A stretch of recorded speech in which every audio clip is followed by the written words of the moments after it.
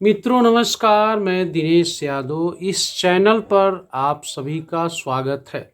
आज हम लोग बात करेंगे महाकुंभ में हुए हादसे पर, जिसमें भीड़ बढ़ी, भगदड़ हुई और करीब मीडिया के मुताबिक 30 लोग मारे गए और सैकड़ों घायल हैं। इस घटना को लेकर के पूरा देश दुखी है और जो प्रशासनिक अफसर हैं वह फिर इस तैयारी में जुट गए हैं कि दोबारा इस तरह की घटना न होने पाए। तो आज हम बात करेंगे कि घटना के बाद प्रशासनिक तौर पे क्या तैयारियां चल रही हैं और घटना होने के बाद किस किस तरह की बातें छन कर आई कि यह घटना होने के पीछे का वजह क्या है, क्यों ही इस तरह की घटना। हालांकि हम रिपोर्ट को देखें तो बहुत से मेला में गए हुए साधु सन्यासी इस बात की आशंका जता रहे थे कि बढ़ती हुई भीड़ को देखकर लग रहा है कि कोई अनहोनी हो सकती है।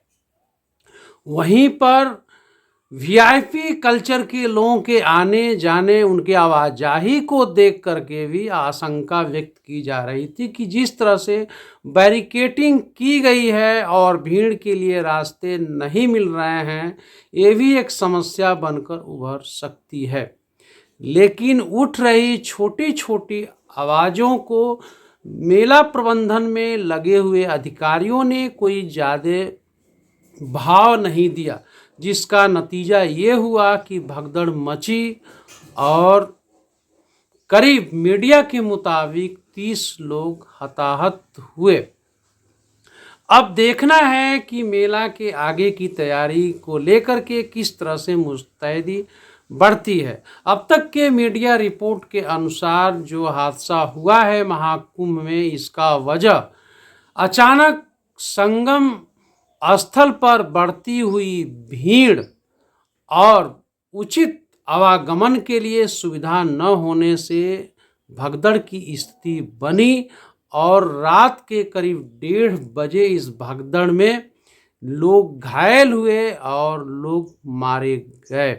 मैं धन्यवाद देना चाहूँगा उत्तर प्रदेश के मुख्यमंत्री आदरणीय आदित्यनाथ जी को, जो घटना पर शोक व्यक्त करते हुए उनके आंखों से आंसू छलके इसे साबित होता है कि इस घटना को लेकर वो बेहद ही गंभीर हैं और संवेदनशील हैं। लेकिन इसके साथ ही लानत है ऐसे नेताओं को जो यह कहते हुए सुने गए कि छोटी मोटी घटनाएं इस तरह की होती रहती हैं। शायद वो ऐसे लोग हैं जो अपने इतिहास से, अपने संस्कृत से कुछ सीखा नहीं है।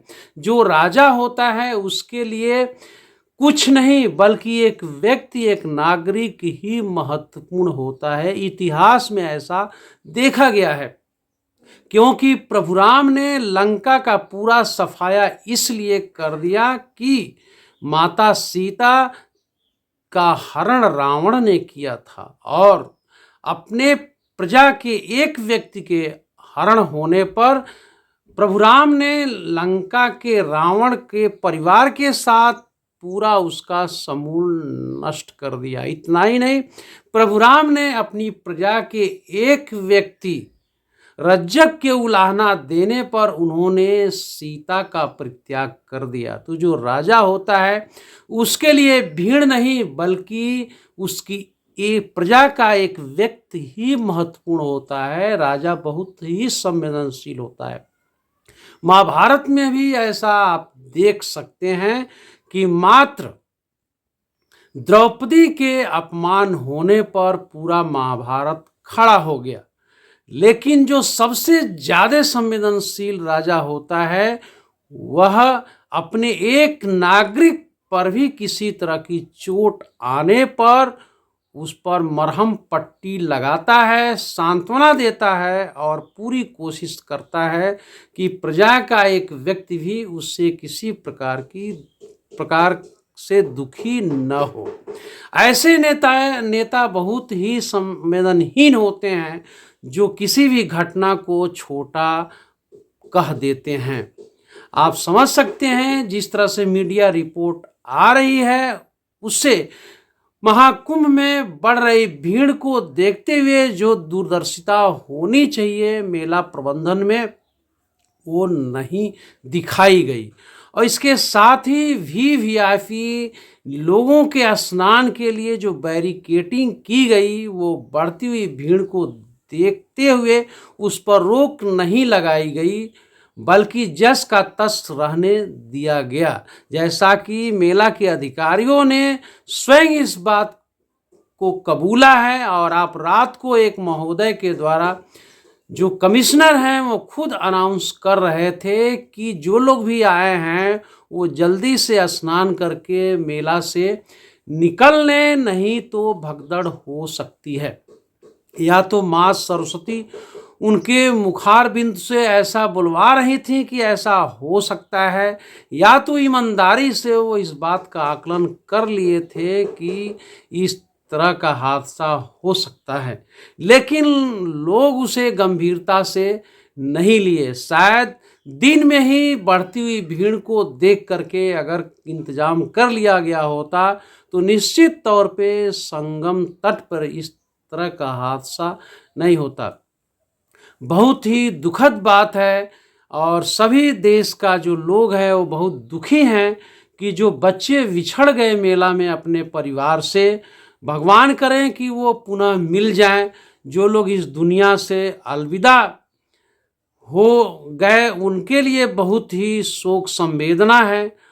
और आज के आधुनिक युग में जब मेला में गए हुए लोगों को गिना जा सकता है कि कितने लोग आए हुए हैं, कितना करोड़ स्नान कर रहे हैं, तो फिर ये उम्मीद है कि वो हाई टेक्नोलॉजी ये भी पता लगाने की कोशिश करेगी, किसी प्रकार की इस प्रकार की बात को हिडन नहीं रखा जाएगा कि मेला में कितने लोग मारे गए, कितने घायल हुए और कितने अपने परिवार से बिछड़ गए। जो लोग इस दुनिया से अलविदा कह गए पूरा उनका सहयोग मिल सके, घायलों को उचित इलाज हो सके, और जो लोग बिछड़ चुके हैं अपने परिवार से, जो मासूम बिछड़ चुके हैं, जो महिलाएं बिछड़ चुकी हैं, वो अपने घरों को पहुंच सकें, अपने परिवार से मिल सकें, यही ईश्वर से कामना है। मुझे लगता है कि इस तरह की घटना को बहुत हल्के में नहीं लेना चाहिए, क्योंकि जो महाकुंभ है वह एक अंतर्राष्ट्रीय स्तर पे ख्याति प्राप्त मेला है। और इतना ही नहीं है, इसमें देश विदेश के लोग भी पहुंच रहे हैं। इसको देखते हुए इसकी जो पब्लिसिटी है, जो ख्याति है, वो पूरे विश्व में जो है इसको देखते हुए हमारे देश के सांस्कृतिक विरासत पर किसी प्रकार का प्रश्न न खड़ा हो, किसी प्रकार की आक्षेप न आए, और भारत एक जो है उद्दीप्तमान सूरज की तरह चमकता रहे। इसलिए ज़रूरी है कि हम सभी मिल करके सहयोग करें। जो भी आसपास के लोग पहुंच रहे हैं वहाँ की स्थितियों को देखते हुए लोगों को समझाने की कोशिश करें, ताकि वो बाकायदा अच्छे ढंग से वहाँ पहुँचे और स्नान करें। यदि हम जगह जगह लोगों को समझाने की कोशिश करेंगे तो निश्चित तौर पे वो किसी भी प्रकार के हादसे से बच पाएंगे और सुरक्षित ढंग से यात्रा भी कर पाएंगे। आप जानते हैं कि भारत एक जो है ऐसा देश है, इसकी संख्या तो बड़ी ही है, लेकिन धर्म के प्रति लोगों की आस्था भी है। लोगों को ये कामना रहती है कि हम ईश्वर से पूजा करेंगे, आराधना करेंगे, गंगा में डुबकी लगाएंगे तो हमारा कल्याण होगा, हमारा जीवन सुखी होगा और हमारा दिन भी बहुरेगा। क्योंकि हमारा देश जो विविधताओं का देश है, इसमें बहुत से लोग गरीब हैं, आर्थिक रूप से कमज़ोर हैं, और वो इस आकांक्षा में रहते हैं कि ईश्वर हमारे लिए कुछ ऐसा करे ताकि हमारा कल्याण हो। क्योंकि शास्त्रों में और जो बड़े बड़े पढ़े लिखे लोग हैं उनके द्वारा ये प्रचारित किया जाता है कि इस तरह से भक्ति करने से, स्नान करने से जीवन का कल्याण होता है। लेकिन दुर्भाग्य की बात है कि जब कोई कहीं बड़ा हादसा होता है तो उसमें ज़्यादा बकबक करने वाले जो हमारे धर्मार्थी लोग हैं, जो हमारे कह सकते हैं दावा करने वाले लोग हैं, अपने आप को बहुत बड़ा शंकराचार्य ज्ञानी समझते हैं, वो इस प्रकार के आपदाओं पर किसी प्रकार का वो नियंत्रण नहीं कर पाते हैं।